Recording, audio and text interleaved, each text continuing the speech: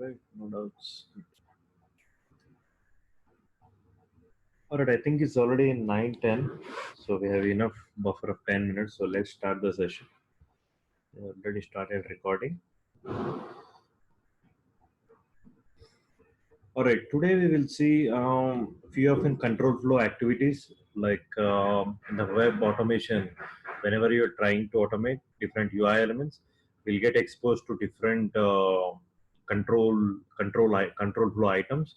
Say for an instance, you want to deal with any drop downs in a UI, or any checkboxes, or any radio buttons, or you might see sometimes the list items which are in multiple selection list items, right?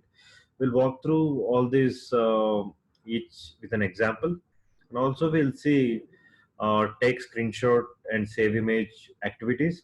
This would be a lot helpful whenever you are trying to run your code and integrate into an RE framework, where you need an all the exceptions screenshot to be captured. Say you have any screenshot triggered, the business would like to have an screenshot captured in the screenshot folder, and also they want an email trigger to the team. So in that scenario, the UiPath has been dedicated take screenshot and save image activities, where how we can attach to the email thing. I will show you in today's class. Apart from that, we'll take one of the sample UI demo application, which is a standalone application for doing the cash banking transactions which UiPath offers. So we'll take that UI demo application, and we'll try to do this retry scope, and also integrate with error handling framework, and also integrate with an take screenshot. We'll bundle up all together so it covers each and everything. So we'll see deep dive into each of these things with a practical example. So that should be the agenda for today's class. And coming again, so this when would we use this retry scope activity? This is much helpful in your projects where we are trying to build in, where you have to do multiple retries for the action activities up to the given number of retries, as long as the condition is not met.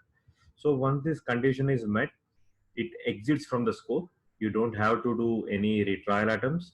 So, and if it fails, and even after multiple retrials, still there is an error encountered, then we need to throw an exception and we need to abort the bot. So before that, we cannot come into conclusion or make up a final note saying that this has been failed, then it's failed. No, there can be due to downtime issues or latency issues, or the application sometimes freezes or not responsive, right?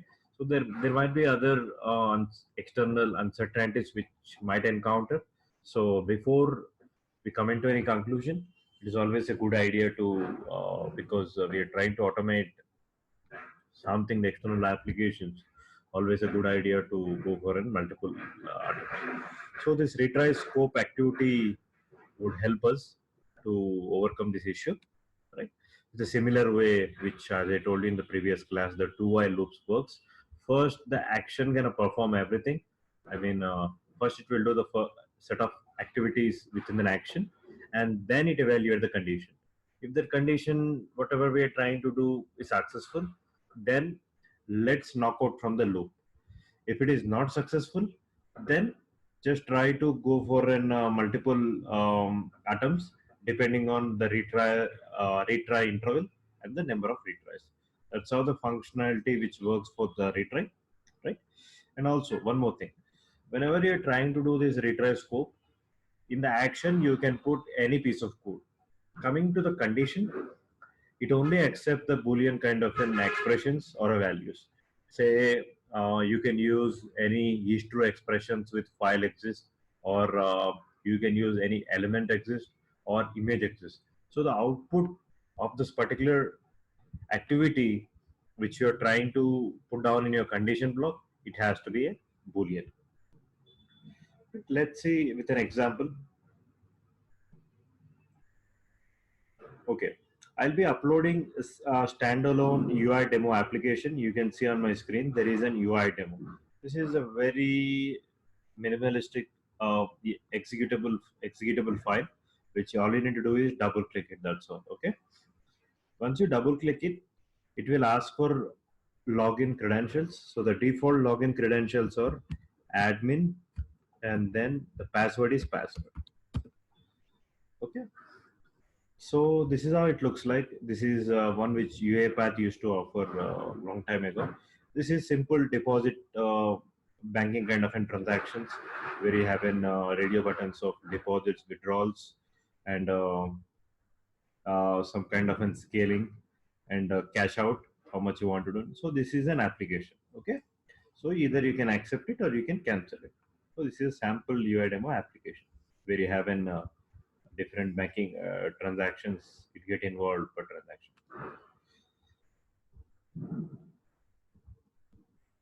So I took a sample workflow which is a retry mechanism. So in order to open this application, we have an I'm taking an open application and I'm indicating this window on this particular screen. Okay. Let me log out this and go to the where the login page where we have an login credentials. Okay, this is my landing page. So I will try to indicate this particular window on the screen.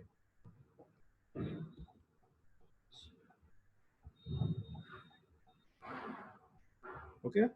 So once I have this application in my focus area, say you are in this particular page, you are unable to see this window. So by default, it has a 3 seconds timeout. All you need to do is press F2. So if you can see on the bottom right, it says it will select after a delay F2. If you press F2, that means it give a 3 snap delay F2. And if you press escape, that means it will cancel your selection.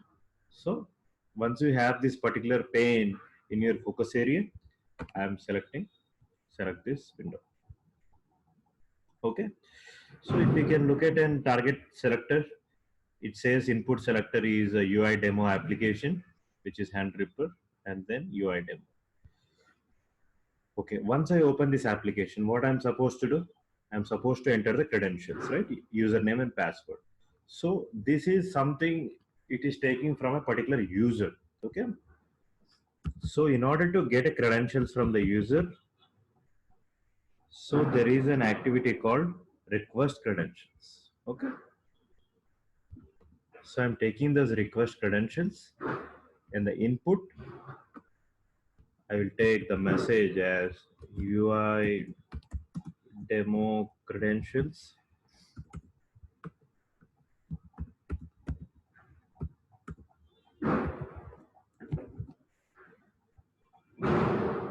And title, I would say UI demo. Okay. In these credentials, and the output you can see whatever the credentials you entered, the password I would like to store in an output variable. Okay.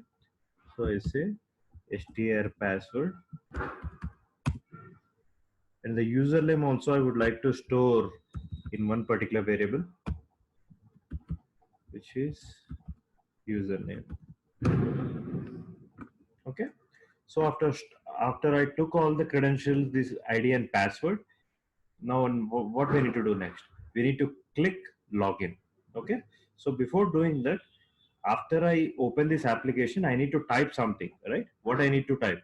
So whatever the credentials we have been stored in the form of variables from request credential, I need to input those, right? In order to input, type in something into an, we have an activity called into particular UI element, we have an activity type into. Okay. In the do, I am mentioning as type into what I would like to type into username. Okay. In the username, I don't want to hard code anything. Whatever the username I got it from this above activity, I would like to pass those variables. Okay. And I take one more type into,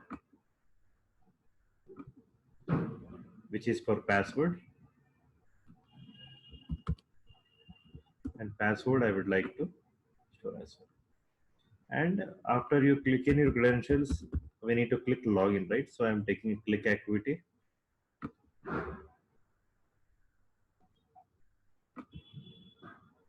Okay.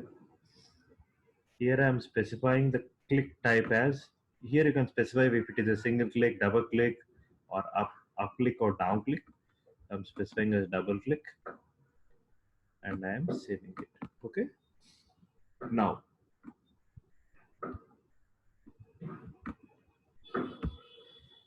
after I do that, okay, how would I know my bot has successfully launched an application, or no? How would you know? There should be some identity distinguishing some feature, or we need to know. See, I put on wrong credentials. Okay, if I put the wrong credentials, automatically it says some failure, incorrect credentials, or please try to log in again. Some message you're gonna see on the screen. If it landed successfully, so how should the bot know? Okay, so for that I will take one retry scope.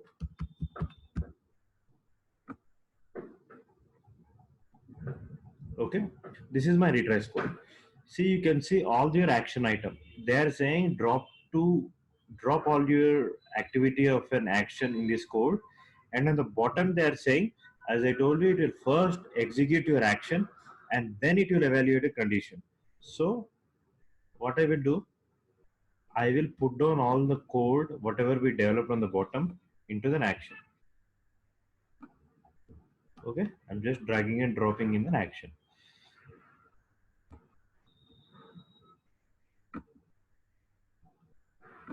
Okay, this request credential has to be on the top, and after you open an application, that's it. So these I'm storing this username and password. Good. So what should be your condition? Your questions. So first, let's take a look at your retry scope properties. In the retry scope, you can see by default you have three retry scopes. I will increase to 5, and retrial interval let it be for 5 seconds. That means the first try and second try, next consecutive try, it will wait for 5 seconds, the bot. So first one is hours, minutes, and seconds. If you specify as 0.00005 means it is giving 5 seconds timeline between those every retry. Okay. In the condition, as I told you, it will retry the specific container as long as the condition is not met. Okay. When this condition is met means it will come out. Okay. And I told you it will only accept the Boolean set of an expressions. Okay. So my criteria here is, if I successfully log in this particular application,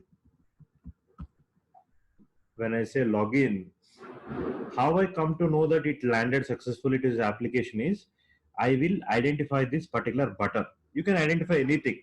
It can be this, not just this as a blind rule. You need to identify this only. You can identify this particular text box, or this you can identify this particular radio button, because these radio buttons, these set of properties are not available outside unless you don't log in. You don't see this one. Okay. So I'm taking one element exist this activity. What it does, it will look for this particular UI element. I am looking for accept button. Okay. In the target selector properties, I'm not changing anything. Okay. That's it. That means whenever until this UI element is not found, it will try that many number of times. If I successfully log in and if this particular UI element is found, then it will come out of the loop automatically. It will come out of the loop. So it will not do any retrial mechanism. Okay. So how would we know whether it is retrying or no? We will take one message box. Okay. Here on the top we will say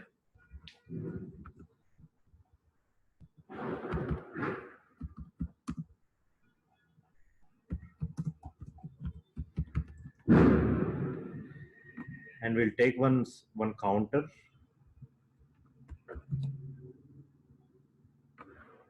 I will take one assign.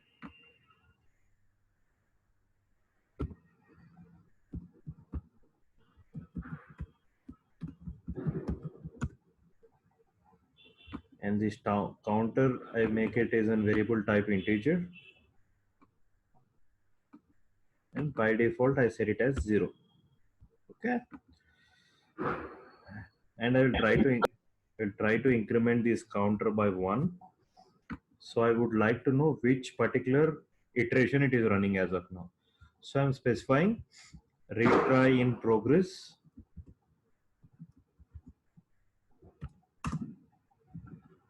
We'll try to concatenate with counter, that particular counter. Okay, then we know which particular counter we are, as of now this attempt is making one. That's all. Okay, so that's all.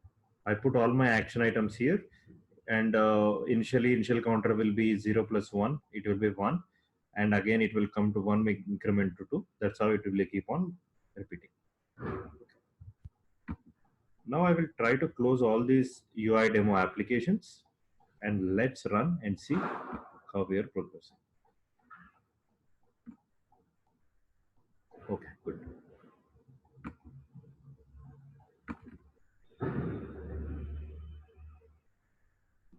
See, the very first iteration, retry and progress one. So first iteration is going on. See, it is this get credential activity. By default, it will invoke the Windows security, and it is asking me the credentials. It is asking me to enter the credentials which would like to store. So as I told you, for default, UI demo has admin and password. So I'm passing admin and password. But the very first time, I'm giving the correct credentials. See, now it landed. Okay. See now, it took the credentials from the user, and it did pass into this particular login screen. The why the bot finished the run is it found this particular accept UI element. That's why it didn't go for a second attempt. Now let's give incorrect credentials, and let's make it explicitly faulted, and let's see if it is making any retrial attempts or no. Okay. Now I'm again rerunning this thing. So again retry in progress 1. Okay. Now I'm giving, purposely I'm giving an incorrect credentials. So I'm giving as admin 1, which doesn't even exist. So I say okay. Okay. If you can see on the bottom, there is an invalid login, try again. Okay. No, so bot will wait until if it has to throw any error, it will wait for the default timeout to lapse. So it is waiting for the default timeout to lapse. So once it got faulted, again it will go for a next iteration. That's how we are expecting, but let's see.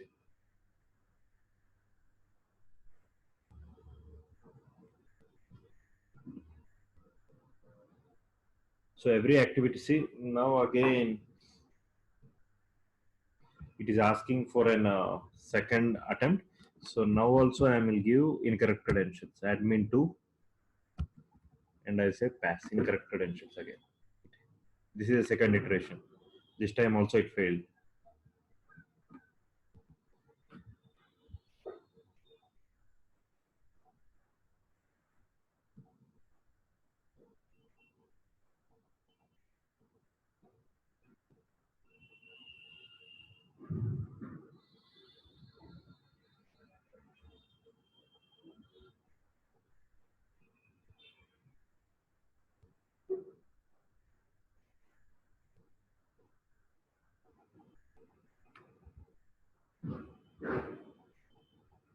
Okay, now it is a third attempt.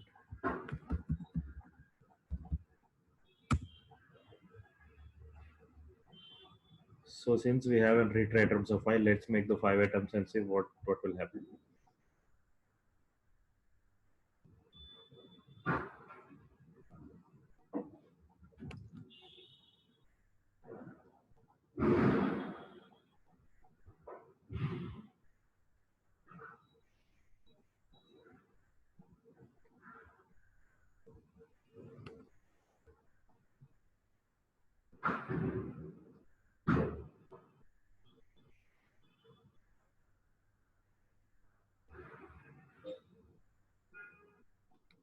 we need to put the counter next on the at the last part of an action. That's why it is not incrementing, it is always getting one. But if you put it at the last, then it will give you a proper sequence. Now also I'm giving the wrong thing, so this is in fourth attempt.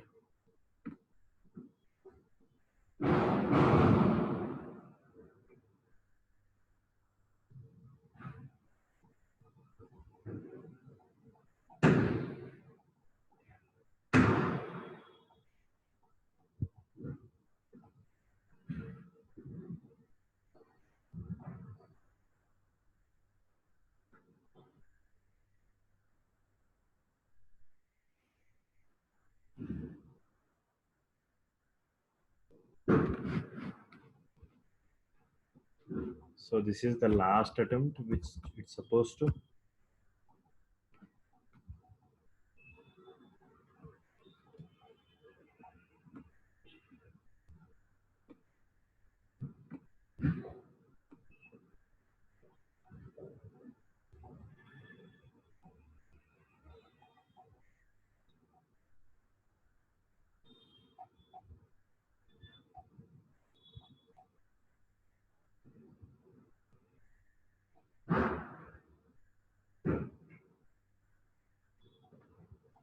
Okay, see, now you see the runtime execution error which came up on the screen. It says retry scope, it failed to execute as expected, and there is a system.exception.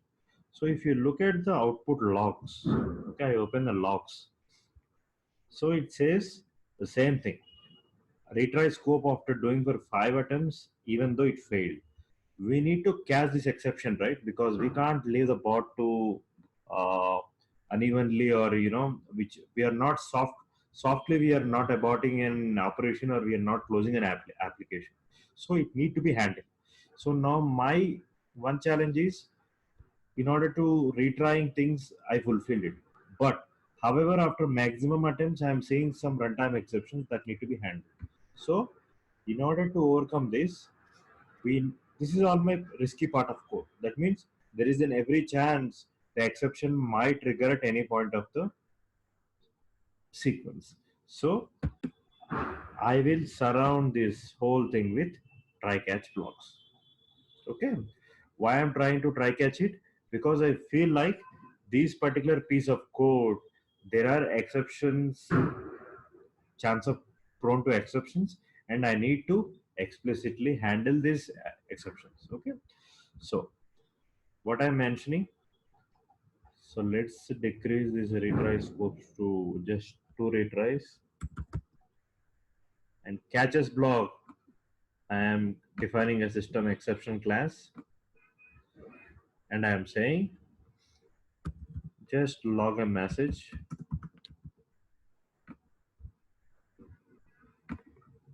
error message saying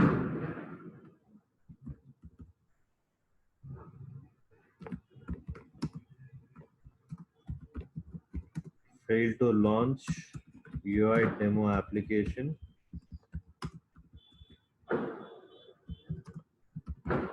after maximum retries.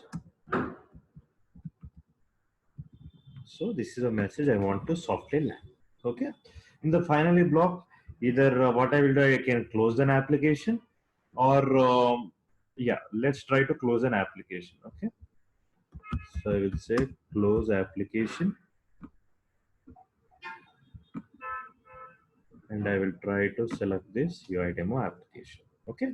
So what happens is, at the last thing, if when they come to the finally block after all the retrials, it will close these UI demo instances if anything open. Okay. Now, clear, guys? Any questions till this point?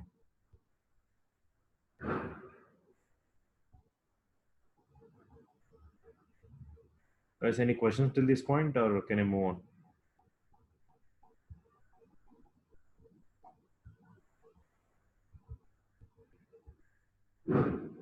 Guys, any questions, or can I move on? Please message me or just say yes or no.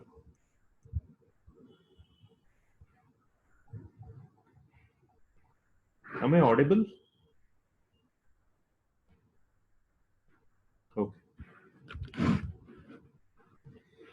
Okay, guys. So I haven't received any response, so that means it's clear. Now I'm running the same piece of code with try catch mechanism. With I'm limiting this to number of retries as 2 and retry interval as 5 seconds. Okay.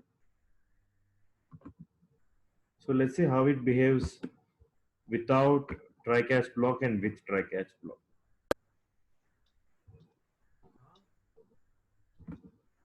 Okay, I'm rerunning the code.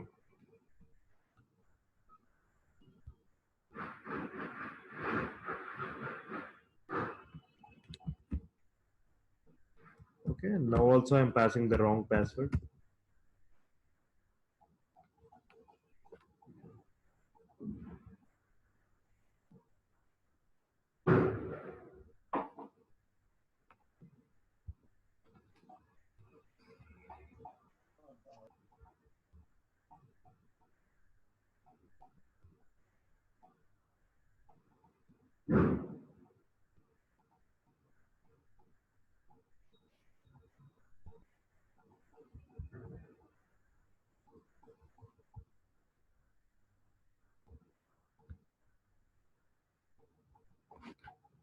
So this is the second iteration.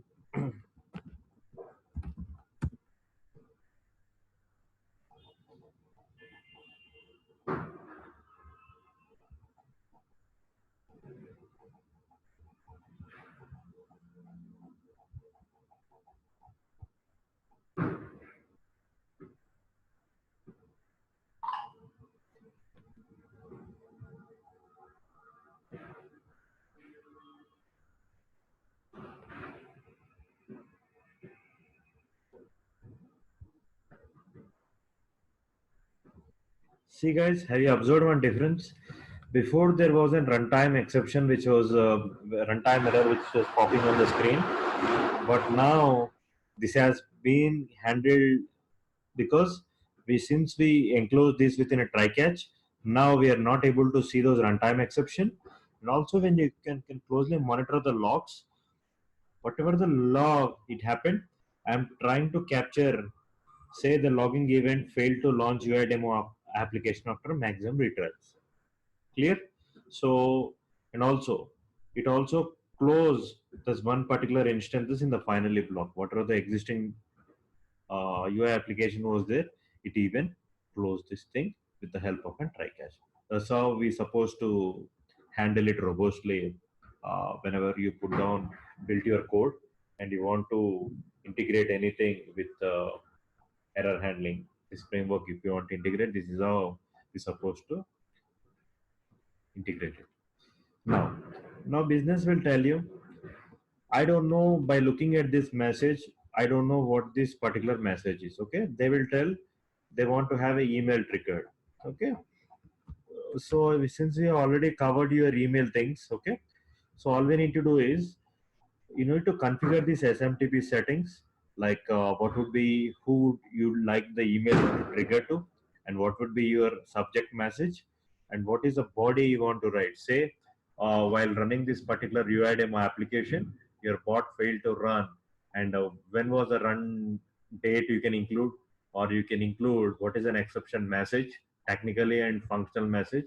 So the business might not understand the technical terms like selector not found, or it failed activity timeout error, or file not found exception. So they want some meaningful message.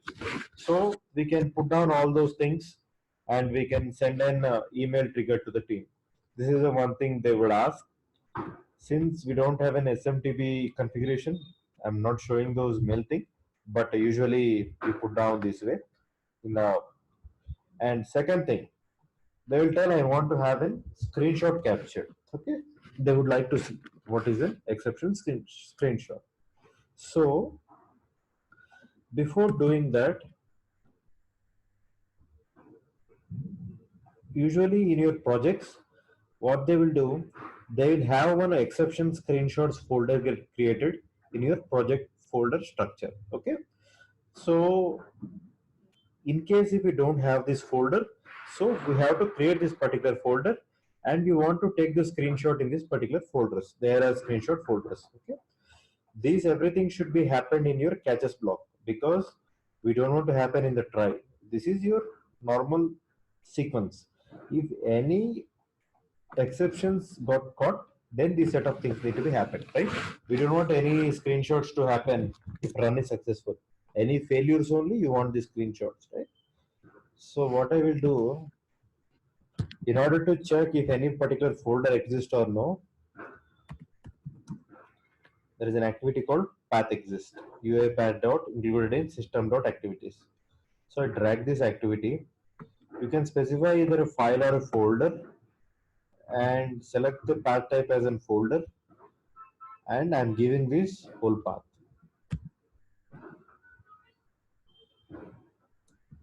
and put down your path in a double quotes. Okay. So the output of this path exist is again if it exists or no. This is a boolean. Okay. So output I am storing in the form of a variable which is of type boolean. I'm saying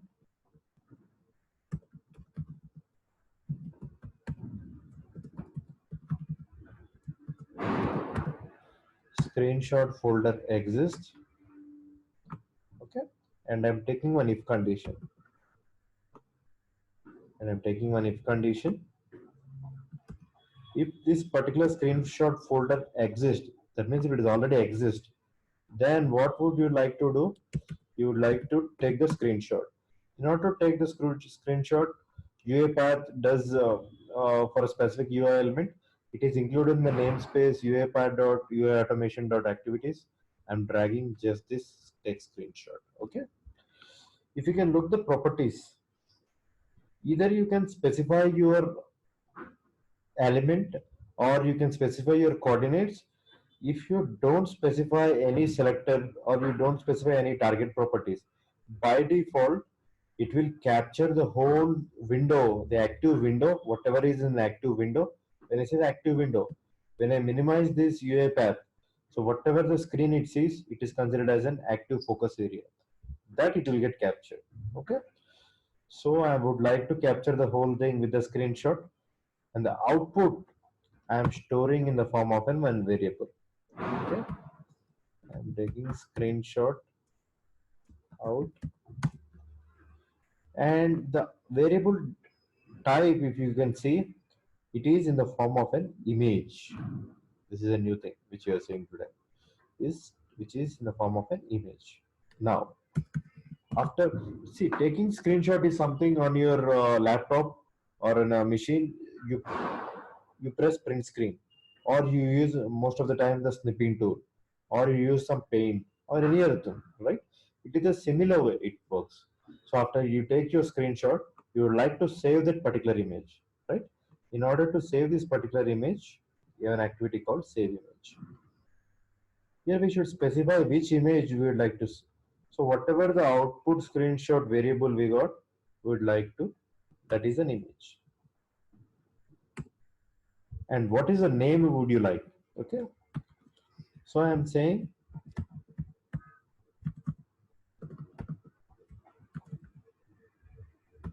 error underscore one dot png. Okay. You can specify your extension type. It can be JPEG or PNG. So I'm specifying this as, okay. If else part, we will leave as it is, and we will see how it is progressing, and we'll add also else part. What should happen if it doesn't exist? Let's delete it in the next run and see. So what I did was, in the try block, we give 2 retry attempts in 5 seconds. In the catches block, whenever there is some error, first thing it need to check if this particular folder path exists. If this exists, that means if screenshot folder exists equal to true, by default it's gonna be, if we don't specify any, it will be false. If it is true, then take the screenshot and save this particular image. Okay, right here. If you don't specify anything, the path prior to it, that means it will save in this parent project folder, which is, this is your root parent folder, is your project structure folder where your main it is. So here it will save those error1.png. So let's check it out, this functionality.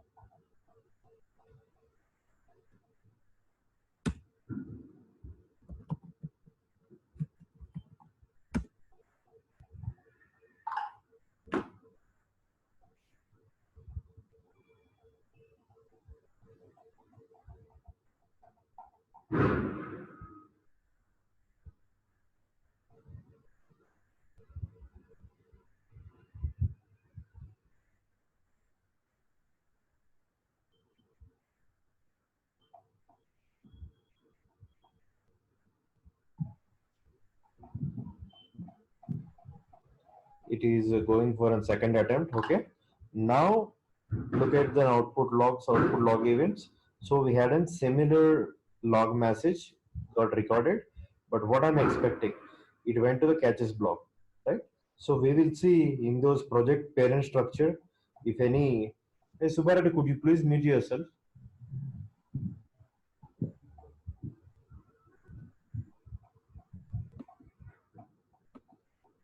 So what we are expecting, we would like to see in this particular project structure, if any image, see, this is my parent project folder where main is. You can see there is an error_1. There is a PNG file which got created at this particular time frame. So I am opening this. See, I told you, whatever you minimize the UiPath screen, the business want an failure thing, right? So if you can see on the UI domain application, there is an invalid credentials login to thing. It captured complete window with the timestamp as well. If you can see on the taskbar, it captured even the whole window, including my taskbar. So this is what the business would like to see. Okay. Now, now I have my particular image thing. You can include this in an attachment. How we can include this attachment? As Kethi might have discussed this SMTP in the email automation, you can specify here attach files. Here you can parameterize with appropriate arguments specifying what screenshot would like to attach in this particular mail. So this is how you can add error screenshots to the mail and notify the business, and also you can log appropriately.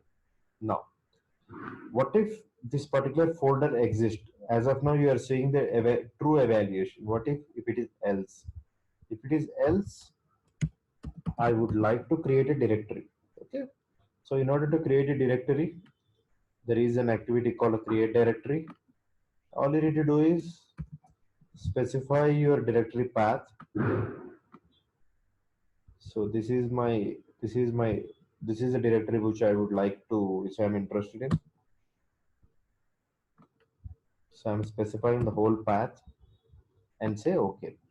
After you create a directory, in case if it doesn't exist, then you can just copy paste this.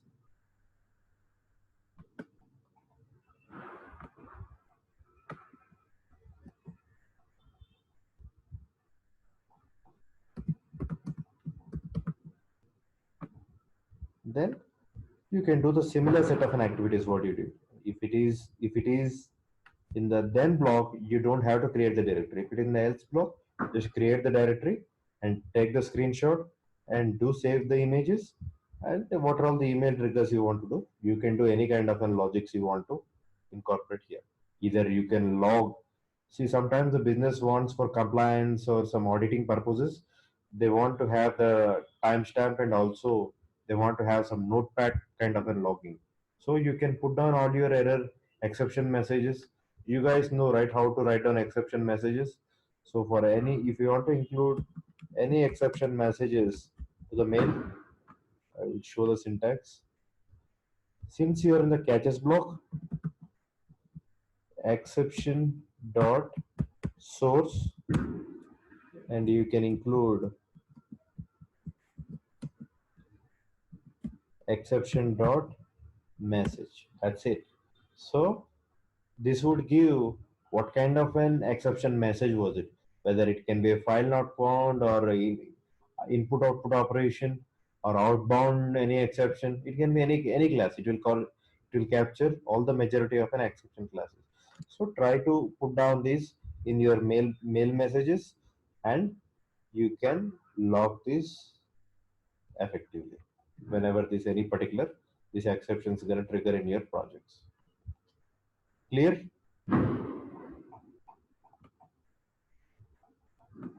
Clear, guys? Yes, sir. Okay. All right. If it is clear, then we'll move to the next set of an agenda. So we have seen today the retry scope and how we can integrate with error handling and screenshots as well. We'll see a few of the control flow activities while automating your web with how we can deal with checkboxes, radio buttons, list items, and drop downs in your project. So I took some sample this browser base for practice purpose. So let's take some sample workflow and we'll try to demonstrate each one of them with an example.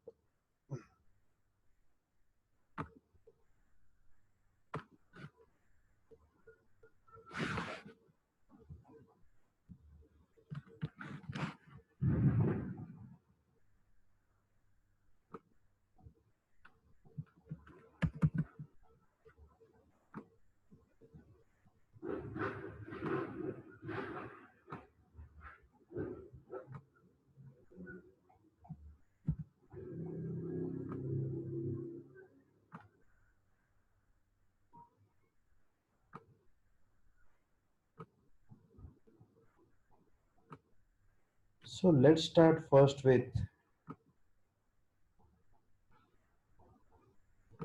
radio buttons. Okay. So if you can see this currently in this particular form in the web, so you can see these are the classic example of a radio button. So in this radio button, you cannot make any multiple selections. That means you can select this particular thing. You, if you want, you cannot deselect this thing. This can be happen only if you select any other particular item in this your radio button. Okay, so you can only do single selection at a time. Let's see how we can take this in a form of a variable dynamically, whether by default if it is selected of this particular item, I want to do selection, whatever the selection I would like to make on the screen. Okay, so the first thing I will take as a radio button.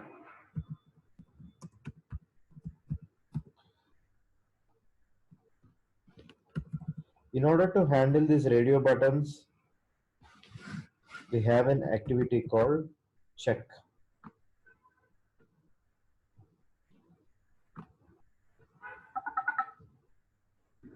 Okay, so all you need to do is just indicate this particular thing on the screen. That's all. Okay,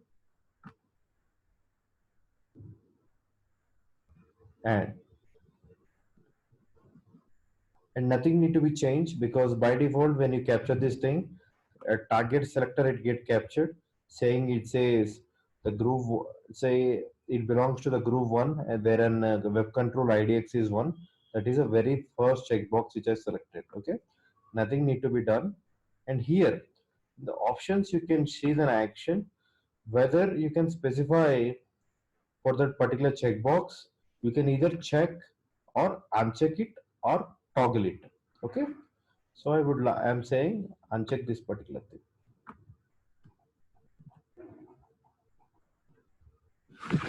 Just give me a second, guys. I'm getting one call. Just give me a second.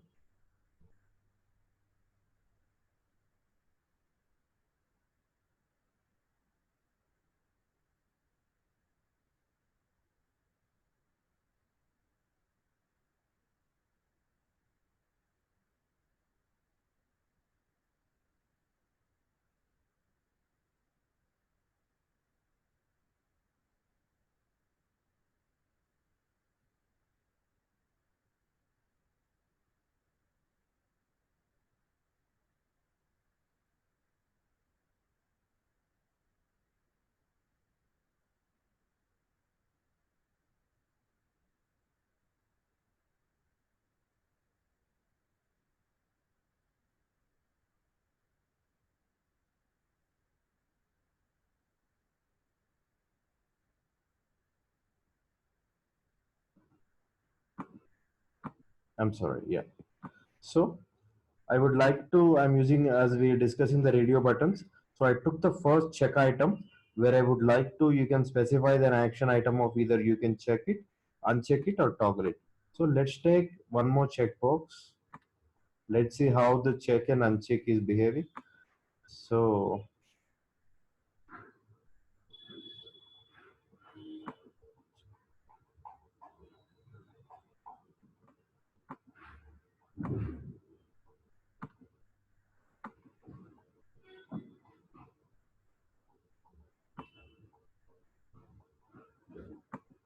okay.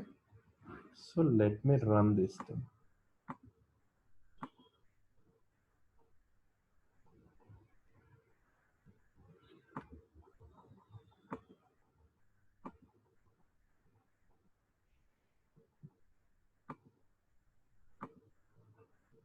So by default, I change my default selection to some other item, and I would like to run and see if my items are getting selected or not.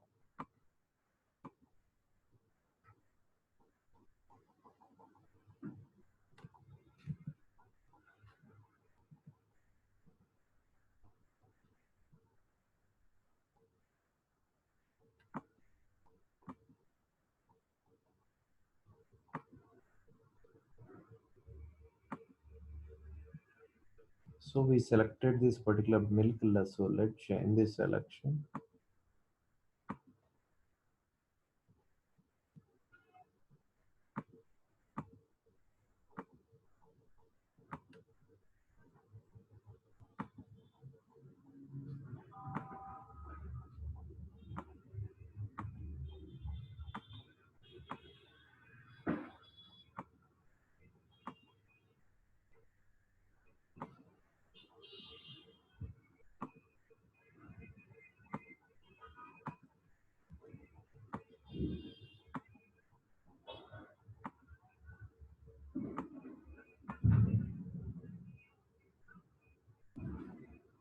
See guys, have you observed?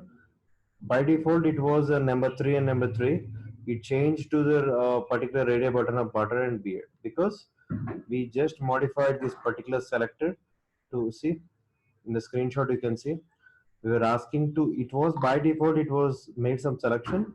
So by looking at a selector property, it is saying IDXS2. That means this web control IDX we are specifying to select number 2. It was before some other selection. So this is how you can either select this particular radio button, or you can do uncheck as well. Check and uncheck. So by changing these particular action items, you can deal with, this is pretty straightforward. All you need to do is just keep on changing your properties and you can pass it. In case if you want to handle this particular thing in the form of a variable, we can maybe in tomorrow's class when Kirti discusses selectors topic, she will discuss how we can include dynamically embed the variables within a selector. So in that class, we'll see instead of hard coding this thing. So not just statically we can pass this thing. So dynamically based on that particular attribute IDX value, these selections has to happen. It is not that sometimes you're running some particular transactions where every runtime it has to do some particular selections. Say you have 20 radio buttons, okay, out of which based on your input file you have to check mark those particular radio button. So in those scenarios the input has to be read from a particular excel. So these excel, this input can be, we have to, the input has to be come from that particular row, the row of the particular item, and we have to include this in the form of a your selector. We'll see this in our upcoming sessions, but this is how you'll be handling with this radio buttons. Okay, so the next one, the similar way it works with the checkboxes as well. So I'll take one more sequence to illustrate this checkbox.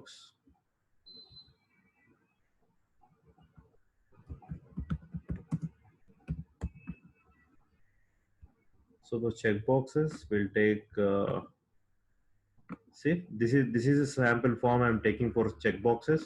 So by default, you have in selection of this thing. So either you can do the multiple selections or you can uncheck these selections as well. Okay.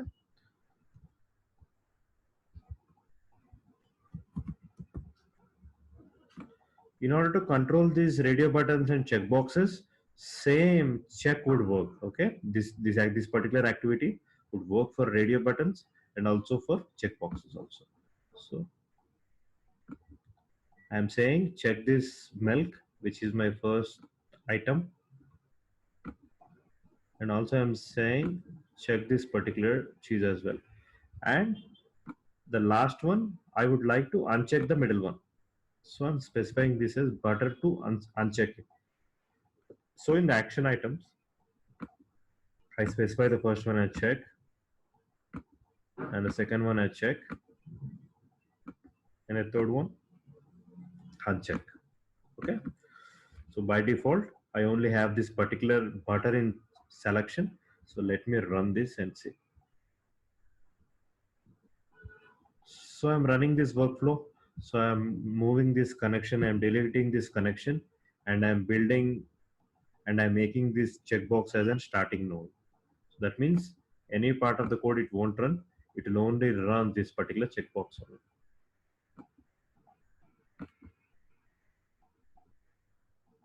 See, it did select the first item, which is milk, and the second one, and it did uncheck the butter item. It's just pretty straightforward. Okay. So this particular check would work either for your radio buttons or your checkboxes. Okay. Now let's see. There is another category of a control item, which is of for drop down. Okay. How to handle this particular drop down value? Say you have an operating system. Okay. You want to change this default select into the particular thing. So how we can control these particular drop downs? So in order to handle these drop downs, so we'll take one more sequence, is there drop down.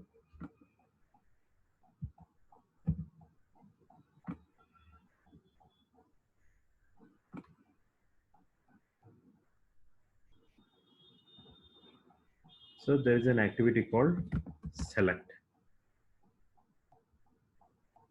item. Okay, it is also pretty straightforward. So it is asking to indicate on the screen. All you need to do is just indicate an area where pane where you have an existing drop down.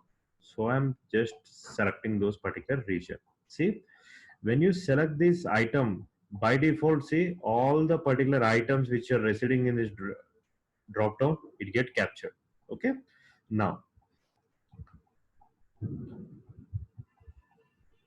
see, as of now on your Windows, you have Windows 8.1 as an operating system. Either you can change, I would like to run with Windows 10. You can just pass this Windows 10 and let's run it. See, it changed from default. If you say Windows 8.1, it was there before. Now it changed to Windows 10. So I can even pass this in the form of a variable. So let's take one assign. I say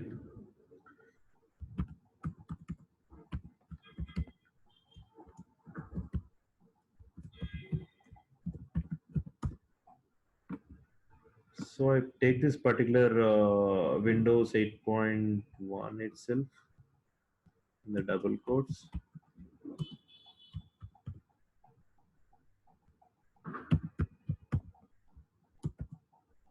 Okay. Now, instead of passing these values, I would like to pass my variable.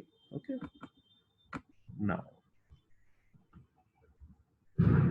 I will make Windows 10 as a landing page. Now, I pass it this drop down item as a variable and I'm running it.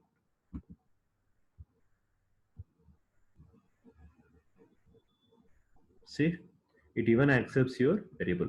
So we need to, in projects, you might see not of the static content like this. So dynamically we need to pass these variables and the list items, where each item you would like to pass on, and you have to make the appropriate solutions. So whenever you want to deal this particular drop downs, so always remember there is an activity called select item. Okay, that's it. So coming to the next control flow item, we have in multiple list items. See, there are sometimes your selection area where you can hold down your control to select more than one item. See, as of now, the printer is selected. If I select the control, I can select two items, or I can select everything. You can press either control A kind of stuff. Not control A would work, shift would work. See, you press shift and you keep holding down button. That means it will select everything. So in order to handle these multiple list items, we have an activity called, so I'll take one more sequence where I would say multi-list item.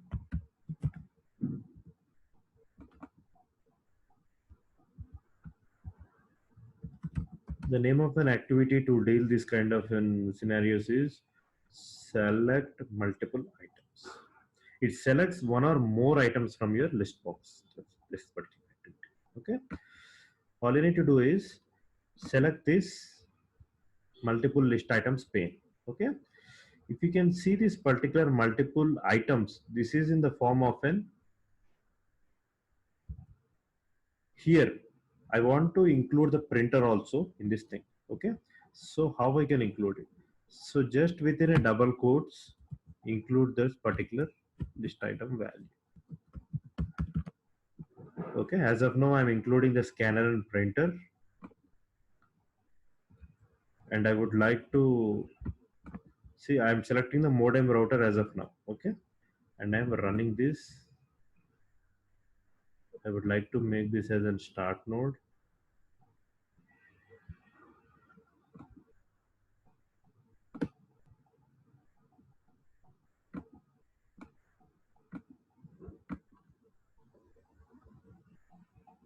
See, it was before the modem and router.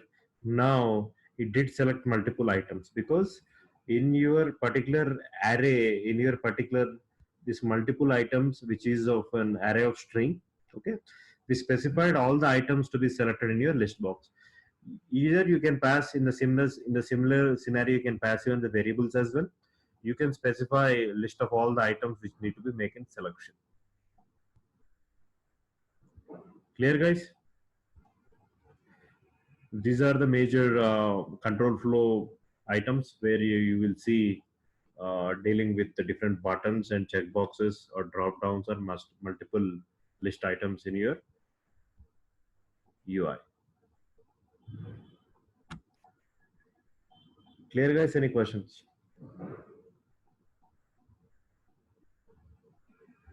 Guys, clear? Any questions?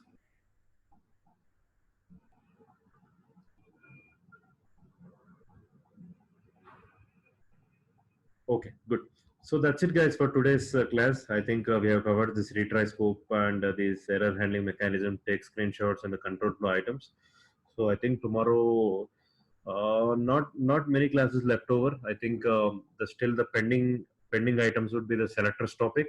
So one would be handling UI Explorer and the selectors, and we have to see the flowcharts, state machines, and the RE framework concepts. And we need to see assets and queues in an RE framework. And apart from that, we need to see end-to-end scenarios. That's pretty much we almost completed majority of the topics. So these upcoming topics, Kirti will cover it. Take it. So if you guys have any more questions, so that's it for today's session, guys. I'll be uploading the video.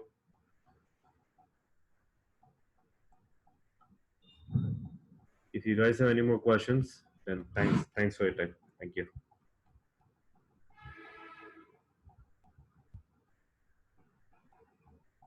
All right, thanks everyone. Bye bye.